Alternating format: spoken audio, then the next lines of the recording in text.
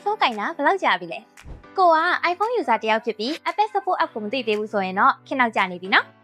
Apple Support app ဆိုတာကကိုယ့်ရဲ့ Apple device တွေအကြောင်းမသိသေးတဲ့ features တွေ update အသစ်တွေအကြောင်းကိုတနေရာထဲမှာစုံလင်သိနိုင်မဲ့ application လေးတစ်ခုပါဒီ app လေးထဲမှာဘာတွေလေ့လာလို့ရမလဲ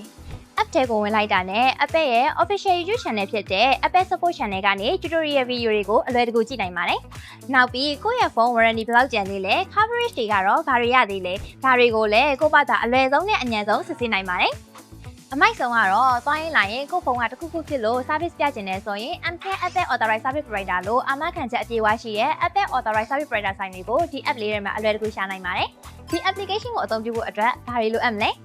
Apple ကနေတရားဝင်ထုတ်ပေးထားတဲ့ application ဖြစ်တာကြောင့်ကို့မှာ Apple ID ရှိုံနဲ့အလွယ်တကူ login ဝင်လို့ရပြီးကိုယ့် ID နဲ့ဝင်ရောက်အသုံးပြုထားတဲ့ device တွေအားလုံးရဲ့အချက်အလက်တွေကို app ထဲမှာပဲဖော်ပြပေးထားမှာဖြစ်လို့တူတူခွန်းနဲ့ပြည့်စုံစေမယ့် application လေးနော် Apple user တိုင်းအတွက်အသုံးဝင်တာမို့လို့အခုပဲ App Store မှာ download လုပ်ပြီးတော့စမ်းကြည့်လိုက်တော့နော်